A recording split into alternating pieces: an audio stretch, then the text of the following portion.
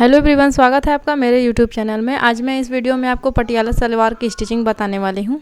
इस सलवार की कटिंग मैंने 2 मीटर कपड़े में किया है, तो मैं आपको दिखाऊंगी कि आपको स्टिचिंग कैसे करनी है जिससे कि आपका पटियाला सलवार फुल घेर वाला दिखाई दे। सबसे पहले हमारा सलवार का सेंटर वाला पार्ट इस प्रकार से आएगा। उसके बाद हम साइड में इसको इस प्रकार से रख करके इस पर स्टिचिंग करेंगे। यहाँ से यहाँ तक इसकी स्टिचिंग होगी। इसी प्रकार से सलवार के दूसरा वाले साइड में भी कपड़े को हमें इस प्रकार से रख देना है। उसके बाद इस साइड में भी हम ऊपर से लेकर के नीचे तक इस प्रकार से स्टिचिंग कर देंगे। तो चलिए इसकी स्टिचिंग शुरू करते हैं। सबसे पहले बेल्ट में मैं एक्स्ट्रा कपड़े को जोड़ दूंगी, जो कि बेल्ट में कम पड़ रहा था तो मैंने अलग से कपड़ा लिया था। देखिए इस प्रकार से मैंने इसको जोड़ दिया है। अब इसके बाद हम सलवार की स्टिचिंग करेंगे। सबसे पहले सलवार के हम सेंटर वाले पार्ट को लेंगे।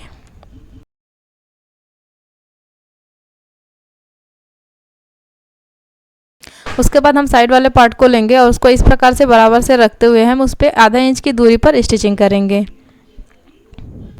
इसी प्रकार से दूसरे वाले साइड में भी कपड़े को रख करके उस पर हम स्टिचिंग कर देंगे। देखिए इस प्रकार से मैंने दोनों कपड़े को जोड़ दिया है। इसी तरह से हम सलवार के दूसरे वाले पार्ट को भी जोड़ देंगे और नीचे की साइड से इस प्रकार से फोल्ड होकर हमारी मोहरी तैयार हो जाएगी। सलवार के पार्ट को मैंने जोड़ दिया है। अब इसमें मैं मोहरी की स्टिचिंग करूंगी। सबसे पहले बुकरम को हमें इस प्रकार से रखना है। मैंने यहाँ 1.5 इंच चौड़े वाले बुकरम का यूज़ किया है।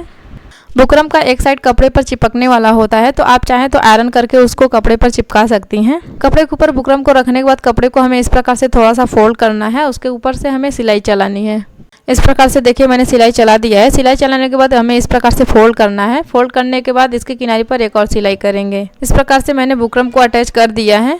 बुकरम को अटैच करने के बाद उसके बाहरी किनारे पर भी हम इस प्रकार से सिलाई चला देंगे। उसके बाद बुकरम पर अपनी पसंद के अनुसार हम कोई भी सिलाई चला लेंगे। इस सलवार की मोहरी पर मैंने बहुत ही सिंपल तरीके से डिजाइन बनाया हुआ है। उसका वीडियो मैंने अपलोड किया है। अगर आप उस वीडियो को देखना चाहती हैं तो मैं डिस्क्रिप्शन बॉक्स में और वीडियो के एंड में उसका लिंक दे दूंगी, आप वहां से जाकर के देख सकती हैं। देखिए इस प्रकार से मेरे सलवार के दोनों पैर की मोहरी की स्टिचिंग हो चुकी है। अब हम बेल्ट में सलवार को अटैच करेंगे। बेल्ट को मैंने इस प्रकार से हाफ फोल्ड करके इसको कट कर दिया है। उसके बाद फिर एक बार और फोल्ड करके बीच में एक कट लगा देंगे। बेल्ट की कटिंग करने के बाद सलवार का हम एक पैर लेंगे, इस प्रकार से उसे रख देंगे। उसके बाद हम बेल्ट का एक साइड लेंगे। इस प्रकार से रखने के बाद सलवार के एक साइड में हम एक प्लेट लगाएंगे और उससे पिन अप कर देंगे। इसी प्रकार से हम दूसरे वाले साइड में इस प्रकार से रख करके उसमें हम प्लेट्स डालेंगे। इस प्रकार से हमें प्लेट्स बनाते जाना है और उस पर पिन अप करते जाना है। इस सलवार में प्लेट्स डालते समय इस बात का ध्यान रखें, जो भी आप प्लेट डाल रही हैं उसके दूसरे वाले एंड से ही हमें दूसरा वाला प्लेट्स स्टार्ट करना है। इस प्रकार से प्लेट्स बनाने से हमारे प्लेट्स की संख्या ज़्यादा दिखेगी। आप चाहें तो छोटे छोटे प्लेट्स बना करके भी आप सलवार के प्लेट्स की संख्या ज़्यादा दिखा सकते हैं, जिससे कि जितनी ज़्यादा संख्या होगी आपके प्लेट्स की उतना है ज़्यादा घेर नज़र आएगा आपके सलवार में। सलवार के पैर के दोनों किनारे को मैंने बेल्ट के दोनों किनारे पर इस प्रकार से मिला करके उसको रख लिया है। उसके बाद बीच में बचे हुए कपड़े को मैं इस प्रकार से प्लेट्स डाल रही हूँ। मुझे बड़े प्लेट्स पसंद है इसलिए मैं बड़े प्लेट्स डाल रही हूँ। अगर आपको छोटा पसंद है तो आप छोटा भी बना सकती हैं। देखिए इस प्रकार से मैंने प्लेट्स बना लिए हैं। उसके बाद कपड़े के ऊपर हमारा बेल्ट इस प्रकार से आएगा और यहाँ से हमारी स्टिचिंग होकर के बेल्ट हमारा इस प्रकार से अटैच हो जाएगा। इसी प्रकार से सलवार के दूसरे वाले पैर को भी हम प्लेट डाल करके उसको पिन अप कर लेंगे। इस बात का आप ध्यान रखें कि आपको प्लेट उतनी ही दूरी पे डालना है जितनी दूरी पर आपके बेल्ट की लंबाई है। सलवार के दूसरे पैर की प्लेट्स बनाते समय मैं सलवार के अपोजिट करके इसका प्लेट बना रही हूँ। सलवार के पहले वाले पार्ट को मैंने इस तरफ से रख करके उसका प्लेट बनाया था, जबकि सलवार के दूसरे वाले पैर की प्लेट्स बनाते समय मैंने इसको इस साइड से रखा हुआ है। इस प्रकार से मैंने दोनों पार्ट में प्लेट्स बना लिया है। सेम उसी प्रकार से इसमें भी हमारा बेल्ट इस प्रकार से रख करके इसको हम अटैच कर देंगे। मैं आपको दिखा देती हूँ कि ये किस प्रकार से आएगा। इस तरह से हमारा एक पैर आएगा और दूसरा वाला पैर भी हमारा इस प्रकार से आएगा और दोनों के आसन को हम इस प्रकार से ऐड कर देंगे। तो चलिए इस प्रकार से हम इसमें बेल्ट को रख करके इसको अटैच कर लेते हैं। सलवार में बेल्ट को अटैच करते समय ये देख लें कि आपका सीधा वाला साइड एक दूसरे के सामने हो और उल्टा वाला साइड आपका बाहर की साइड में हो। सलवार के ऊपर से बेल्ट को हमें इस प्रकार से रख करके आधे इंच की दूरी पर हम इसको स्टिच कर देंगे और जो प्लेट्स बनाया हुआ है उसमें हम पिन को इस प्रकार से एक एक पिन को निकालते जाएंगे और स्टिचिंग करते जाएंगे। देखिए इस प्रकार से मैंने बेल्ट को अटैच कर लिया है। इसी तरह से हम दूसरे वाले साइड में भी बेल्ट को अटैच कर लेंगे।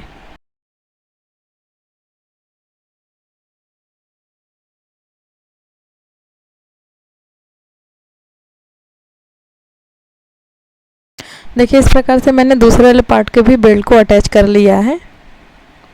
अगर हम सलवार बनाने में 3 मीटर कपड़े का यूज कर रहे हैं तो हम इस प्रकार से प्लेट बनाते समय हम दूसरे वाले प्लेट को पहले वाले प्लेट के ऊपर से इस प्रकार से रख करके हम दूसरा वाला प्लेट बनाते जाते हैं। लेकिन अगर कपड़ा कम है तो हम जो प्लेट बना रहे हैं उसके एंड वाले साइड से हम दूसरा वाला प्लेट डालेंगे। इसी प्रकार से हम सारे प्लेट बना लेंगे। जैसा कि आप देख रहे हैं मैंने बेल्ट को अटैच कर लिया है। अटैच करने के बाद कपड़े को हमें इस प्रकार से रखना है। फ्रंट वाला साइड अंदर की साइड में और बैक वाला साइड बाहर की साइड में हमें रख करके इस तरफ से हम आसन को जोड़ देंगे। सलवार के बैक वाले साइड में हम इस प्रकार से बेल्ट से सिलाई शुरू करके हम नीचे आसन तक ले जाएंगे। आधे इंच की दूरी पर हमें स्टिचिंग करनी है। फिर पलट करके हम इस पर एक और सिलाई चला देंगे। बैक वाले साइड को अटैच करने के बाद हम फ्रंट वाले साइड में सबसे पहले हम बेल्ट में 2 इंच की दूरी पर इस प्रकार से स्टिच करेंगे। उसके बाद हम पलट करके उसको स्टिच कर लेंगे। फिर बेल्ट के उस सिलाई से हम 1 इंच की दूरी छोड़ करके हम फिर उसमें सिलाई चलाएंगे इस प्रकार से। फिर हमें आसन तक इस प्रकार से इसको स्टिच करना है। उसके बाद हम पलट करके फिर उसको स्टिच करेंगे और बीच में 1 इंच की सिलाई को हम छोड़ देंगे। मैं आपको पास से दिखा दे रही हूँ कि आपको सिलाई किस प्रकार से छोड़नी है। देखिए इस प्रकार से मैंने बीच में सिलाई छोड़ दिया है। उसके बाद जहाँ पे हमने सिलाई छोड़ी है उसको इस प्रकार से फोल्ड करना है। फोल्ड करने के बाद हम उस पर सिलाई चलाएंगे। जितनी दूरी पर हमने सिलाई छोड़ी है उतनी ही दूरी पर हम इसे फोल्ड करके इसको स्टिच करेंगे।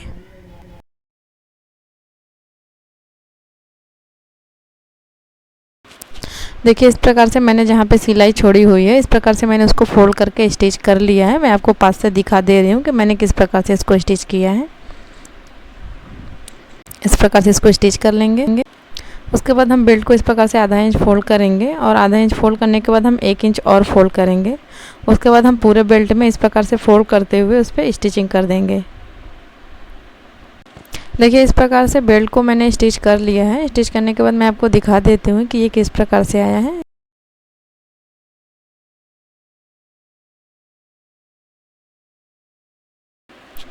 इस प्रकार से मैंने देखिए आसन को जोड़ दिया है और बेल्ट की भी स्टिचिंग हो चुकी है। उसके बाद कपड़े को हमें इस प्रकार से फोल्ड करना है और दोनों साइड की मोहरी को हमें इस प्रकार से रखते हुए स्टिच करके अटैच कर देंगे। जितनी भी अब चौड़ी अपनी मोहरी चाहते हैं उतनी दूरी पर हमें इस प्रकार से मार्क करना है। मार्क करने के बाद हम वहाँ से उसकी स्टिचिंग कर देंगे। मैंने यहाँ पे 6.5 इंच की दूरी पर मार्क किया है मोहरी के लिए। जितनी भी दूरी पर चौड़ी मोहरी रखने के लिए हमने मार्किंग किया है उस मार्किंग से हमें सिलाई स्टार्ट करना है। उसके बाद हमें आधे इंच की दूरी पर इस प्रकार से स्टिचिंग करनी है। इस प्रकार से स्टिच करते हुए हम सलवार के दूसरी वाली मोहरी की साइड में जाएंगे और दूसरे वाली साइड में भी हम उतनी ही दूरी पर मार्क करेंगे जितनी दूरी पर हमने पहले वाले मोहरी की मार्किंग की हुई है। इस प्रकार से दूसरे वाली साइड में भी हम मोहरी की मार्क करके उसको स्टिच कर देंगे। इस प्रकार से मोहरी की सिलाई करने के बाद हम मोहरी के एक्स्ट्रा कपड़े को इस प्रकार से कट करके उसको निकाल लेंगे। उसके बाद बेल्ट में हमने जो प्लेट्स बनाया हुआ है उस साइड में हम सीधी वाली साइड से 0.25 इंच की दूरी पर इस प्रकार से हम सिलाई चला देंगे ऊपर की साइड से। ये पूरे बेल्ट में हमें इस प्रकार से स्टिचिंग करनी है। इस प्रकार से स्टिच करने से सिलाई हमारी और भी पक्की हो जाती है, इसलिए इस तरह से आप सिलाई कर लें और प्लेट भी हमारा अच्छे से बैठ जाता है। देखिए इस प्रकार से सलवार की स्टिचिंग हो चुकी है। सलवार में बेल्ट के ऊपर से हमने जो सिलाई चलाई हुई है देखिए वो इस प्रकार से आया है। प्लेट की साइड हमें ऊपर रख करके उसको स्टिच करना है, नीचे की साइड में रख करके नहीं करना है। आपको ये मेरा वीडियो कैसा लगा मुझे कमेंट बॉक्स में कमेंट करके ज़रूर बताइए। सब्सक्राइब करिए मेरे चैनल को, लाइक और शेयर ज़रूर करिए। Thank you so much for watching this video.